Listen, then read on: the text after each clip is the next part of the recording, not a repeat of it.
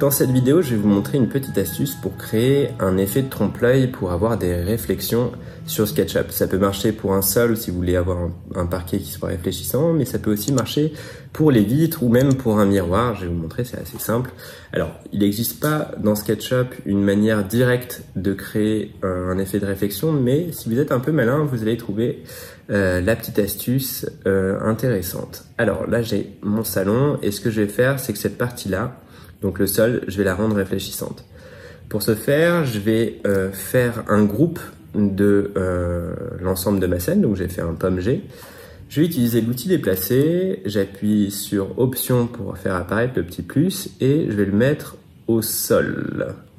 Comme ceci. Je vais faire un clic droit, retourner le long de l'axe bleu. Comme ceci. En revanche, je vais retourner dans mon groupe et je vais supprimer le sol. Et je vais venir maintenant coller mon groupe juste en dessous. Voilà, comme ceci. Alors là, l'idée, c'est de poser déjà un plan. Vous allez voir, c'est assez simple. Il fallait juste y penser, mais c'est assez simple. Je vais faire un plan assez rapide comme ça. Hop, on va mettre une scène juste là.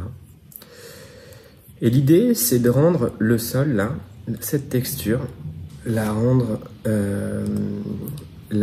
comment dire, transparente. Donc là, je vais récupérer ma texture, elle est juste là, et je vais baisser l'opacité de ma texture, et vous voyez, la réflexion apparaît. C'est aussi simple que ça. Et en fonction de l'opacité que vous donnez, vous allez voir plus ou moins de réflexion. Donc ça permet de créer cet effet. Donc si vous êtes sur un miroir, par exemple, juste baisser l'opacité à 40, ça va faire l'effet miroir. Si vous faites l'effet comme là je l'ai mis donc à 97, on va voir un léger effet de réflexion. Donc c'est une petite astuce sympa sur SketchUp. Après faites attention sur des trop gros modèles ou avec trop de détails, ça peut vite faire ramer votre ordinateur ou votre rendu.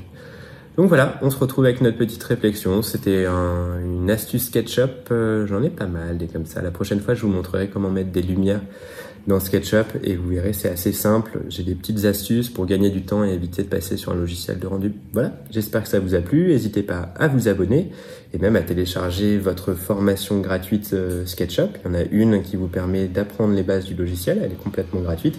Et aussi la formation 16 conseils pour améliorer vos rendus sur SketchUp. Je vous dis à la prochaine. C'était Timothée d'Apprendre SketchUp. Ciao!